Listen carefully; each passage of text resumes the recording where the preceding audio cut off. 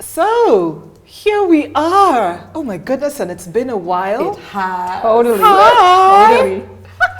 Here we are, we three queens. I'm Micheline. I'm Achieng. And I'm Musonda. And we actually haven't been together in a while. So if we look thrilled to be together, it's because we absolutely are. And today we wanted to go back to an issue that we touched on BBC recently. Really golden nuggets about career. Right? So this is a professional kind of guidance episode. And you know what I want to do, ladies, is actually go back to some of the things that we said on that interview and just expound upon them a bit. And then perhaps you'll have other really interesting bits of advice. Now, for all of you, I have Musonda, who is a super environmental specialist. She's had, a long career as a UN diplomat, really working on a range of global environmental issues, right? And we also have Achieng, who's had this really colorful career. Started out, I think, was it actually way back in travel and tourism, if I'm not mistaken, and then some super corporate experience as a marketeer, and then has added to that by saying, why don't I become a specialist in terms of digital marketing, has her own business, perhaps will tell us a bit more, and obviously has other things as an investor in real estate, other things that also contribute to her professional prowess. I, as you might know, I'm a public health trained specialist, so I am a public health person, but I've segued to work in impact investment, and then as a business advisor for a really great accelerator and as an investor as well. So in case you were wondering, why we think we can give you experience, let me just tell you, we're looking at, I don't know, about 50 plus years combined. Yeah, okay? Totally. Hopefully that doesn't age us too much. So that said, let me start with you, because you said something that people have been asking me about since, and I think it aired 2 months ago. And A bit more, actually, yeah. your first tip was something around asking for what one wants. Tell us a bit more. You want. Tell us more. Absolutely. My biggest learning, having worked across a number of corporates, a number of regions, is that, the typical thing we do as women is we kind of go in there. If an offer is made, we generally will just accept that offer. Right. And we don't take a step back to say, what am I actually bringing? And what do I want? And there was a book I had read, Wish, Want, Walk, that had guided me in one of the best remuneration negotiations I'd ever had. And I asked for what I wanted. I didn't think I'd get it, because it was just almost asking for, it just seemed like, this is crazy. Yes. How can I possibly ask for this? But the book had said, ask. You do your list of what you wish for, and then you kind of shorten it down to what you want. And then you've got your kind of deal breaker, what will make you walk away. And because you know your worth, right? Exactly. But we don't take stock and stop and think about that and say, because I have 1, 2, 3, 4, 5, I could actually be worth this amount. So that's about valuing oneself. Yes. It's about being bold enough to just say it. But isn't it also about knowing, because there's my worth, but there's also what's possible, like in this new employer, right? So it's about a bit of research and really understanding what's possible. Absolutely. Right? What the market, what's going on in the market, what's Exactly. happening in the market. A classical example is Kenya as a market. I find that the pay scales are much higher than South Africa. I worked briefly in South Africa. That's right. Yes, and so sometimes you just have to understand what the context is. When I then went to South Africa and I got 1 or 2 job offers, I realized the pay scales are much lower than in Kenya. Interesting. And I wasn't willing to take a step back. Yes. Because I was really in mid-career. And at that stage where you don't want to go backwards from where you are, you want to build. Right. So to your point, understanding the market, understanding what you're worth, understanding the organization, but also understanding the market context. Right. Yeah. Fantastic. You said something phenomenal, and that was related to getting out of one's comfort zone, something like that. Absolutely. Tell us more about that. Yeah. So for me, I mentioned about having left Zambia in 97, 98, and having moved to Switzerland. And there I was talking about how I moved into a country that was not even English speaking. And I was, I just knew merci, bonjour. And I'm like, okay. Yeah. So how does this work? Daunting. I mean, it's the first time I'd moved to sort of, multilingual country, because Switzerland has several languages. And it was amazing. You know, I arrived there, and the first woman that I actually interact with at work is a Spanish woman. And she was just amazing. And she was like, oh, Masunda, you know, you've arrived in the fall, and it's going to get into winter very soon, and you need to learn how to ski. I'm like, oh, why? She says, because in the mountains, the only place where you see the sun. Here in the valley, in Canton du Vaud, is totally gray and grim. And this was my first experience of winter. I got on that ski slope like there's no yesterday. Oh, wow. So my colleagues taught me, took me in, so for me, it was a learning curve on every step. Fantastic. And also just the kindness of strangers. And that for me was just the power of getting into a space. I mean, these people that I didn't know at all, and I was never introduced to them by other friends. Like now we do, you know, virtually, oh, Mish, you're going to Brazil, meet X, Y, and Z, you know what I mean? Exactly. I didn't have that. Yeah. I just met total random strangers in a new country. Right. And so I was comfortable enough to say, I'm going to try out skiing and I'm going to do this. And with that learning, and I think for me, the learning is critical. I need to just unpack something a bit, because you've talked about this idea of getting out of one's comfort zone, the language, and even going skiing. You know, you're this lovely, you know, young African woman. For sure you didn't ski in the African slopes, but you said, go for it because this is what's done here. Now I need to just know a bit more about the strangers and you know, how that is important to sort of reflect upon professionally. What do you mean, the kindness of strangers? Do you know, I mean, a lot of times we've gone into spaces where you meet someone you've never been introduced to, and it's really your instinct, that gut feeling that individual is kind enough.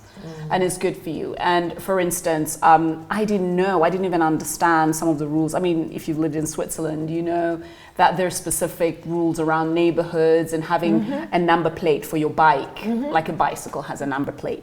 I didn't know. I mean, I just bought a bike and I was cycling it down to work. And it took a random stranger telling me, excuse me, mademoiselle, you know, you don't have a number plate on your bike. And I was like, oh, do I need one? He says, yes, you do. Otherwise, the police are going to be. And so, I mean, these little moments where people begin to just give you information and support you as your little support system in my little village where I used to live in Glon. Right. And I get that. Yeah. And it was wonderful. I get that. It's you know what? Because so in your home country, right, say you've gone to school, you have your extracurricular activities, your groups, you don't think about what you don't know. You pretty much know how to navigate. Right. And in this new space, it's really being in tune with your EQ, in a sense, to take these tips and cues from the strangers. Absolutely. Right, incorporate that in your new living and add that to your,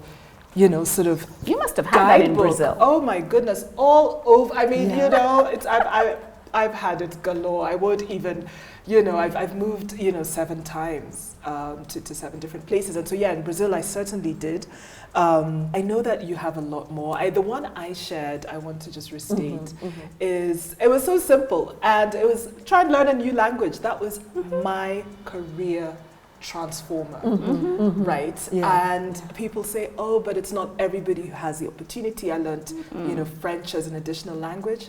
And to that I say, at least for us in Africa, you know, and in the States, by the way, do you know that Swahili is spoken in 10 to 11 countries on the continent and beyond? So I'm adding South Africa, that's added it to its curriculum. Wow. But Malawi, parts of Mozambique, they speak Swahili. Burundi, Comoros, right? So when you add it all up, of course, with our East African community. So I'm like, why would you sit in Africa and not have Swahili? So anyway, I'm like, French, Spanish, if you can position yourself internationally. But if you can't, get the Swahili dusted off. So that was one tip. And how about we quickly go through, because I know there's so many, another, and I'm seeing one on your forehead. I'm seeing one. You know me and my stories. You have stories. So can we get one? Yeah, but you know what? Actually, it ties into what you said. Tell me. Which I think is a really good segue around reinventing oneself. Because, you know, for you, you know, part of reinventing yourself was, okay, I'm going to learn this language because it's going to make me more competitive. And I think oftentimes we underestimate the power of learning and continuous learning, what you did, and how that helps you morph into your next greatest self. Reinventing yourself is such an it's such a straightforward and yet oftentimes taken for granted thing.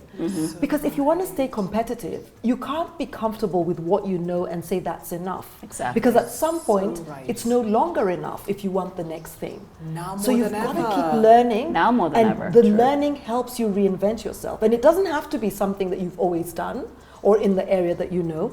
You can, hang a left or hang a right and love learn it. something totally different. I love you know? it. And I don't know why people think that learning is, you finish, maybe even PhD if you're really lucky. Yeah. You know, Every day is a learning curve. Every day, Yeah. every experience. Every day. I love it. I'm learning coding this year. I've already told myself. Are you serious? Yes, I've just told myself, yes. Oh, wow. Honestly, because I'm like, how hard can it be? And also, then I can do different interesting things, So I'll update you on that. I love that tip. I'm quickly sifting through my mind for one more, but perhaps you have one to add before we wrap. I think it's just also being comfortable in being you. A lot of times we go into these strange places, and you want to be pretentious about, oh my goodness, I remember just moving into Switzerland and people asking me, oh, so do you come from, a royal? Yes, I have royal heritage, but they were thinking, oh yeah, the reason I found myself in Switzerland is because some king or the father or queen has sent me there. And it's like, no, I applied for a job and I got it. Yeah. It's I'm here on merit. I'm here on merit, and be on your authentic self and present yourself as you are. Yes, absolutely. That is so important, Yeah. because nobody is going to be able to do you the way, obviously, you can. And I think people forget that, particularly in new spaces where maybe you're the minority, or maybe for some reason you now all of a sudden feel not enough, right? Yeah. One thing I'd like to share that has come in my world recently is this idea of preparing for interviews. I just think that it's not taken seriously, preparing for a new job. People sort of come and say, can you give me a job, Masonda? Or Acheng, I hear you do digital marketing stuff. I need a job. Yeah, right. We get that a lot. Now that can be off-putting. It also kind of closes it. It's a yes/no kind of question. Exactly. Because then you can say, I don't have anything at this time. Yes. I think that people should take a kind of longer view, be curious. Yes. And, say I approached you and I was like, my goodness, that transition from corporate to an entrepreneur. Tell me about it. Yeah. But how did you learn new digital skills? Yeah. And so by the time I'm saying to you, I'm really interested, I want to do that too, we've talked Yes. There's a so rapport. much. Yeah, there's a rapport. rapport of sorts of And things. you Yes. know that perhaps, I'm good for it. You've seen that I show up on time to our conversational sessions. You've seen that I'm curious. You've seen that I've done some research. And you're like, next time you have a role, or even if you don't have a role, you might say, Mish, can you come and just be an intern? And then as soon as something pops up, I'll consider you. Exactly. So my tip, because I know there's so many people that come to us and say, I'm looking for a job. I mean, my LinkedIn is full of those. Show knowledge, curiosity, build a rapport, and start to develop knowledge of this new industry, new sector, before that, sort of hard ask. Yeah. And I think that's just a much better approach. Absolutely. I'm so happy to be back to reading. I always loved bookshops, and I'd go and buy 5-10 books because I love the smell of the books and all of this. Yeah. So I'm so happy to be back to reading. And I went back to reading just before I went on holiday a few weeks ago. So I'm reading Marianne Keyes. Yes. She's so funny. I read her on the flight. She's Yeah, just like it's really an easy read. reads. You know, your brain it doesn't have to be overly engaged. Do you know what I mean? It's quite light and nice. Yeah. And I was reading Grown Ups, and the thing that jumped out at me in that book, the one thing, there's a narrative about this lady. She's working really hard. She doesn't have a work-life balance or a health. She's not kind of looking after herself holistically, and in the end, she becomes bulimic. Bulimic? How do you say it? Bulimic. Bulimic. Yeah, bulimic. Yeah. And so she's making herself sick, but because she's stuffing her face, but at the same time, or stuffing herself, but at the same time she wants to work, and she just gets into this really unhealthy cycle. I mean, it's an illness, you know? And that just struck me, this whole thing around sometimes how people work so hard, so much, that you don't find that balance and you don't look after yourself. You know, you eat on the run and you don't necessarily eat properly and you're not taking enough water, and just all these things that we do in the process of trying to juggle all these things. And we put the work ahead of our health. Yes. Yeah. You know, health is wealth. Yeah. So, you know, for me, it just struck me that as a person, a working person, whatever your level, it's so important to be conscious of how well you're looking after yourself. Because if you're not well, you will not be able to work anywhere. Period. I think, ladies, so safeguard your health. Can we please do a show on that one?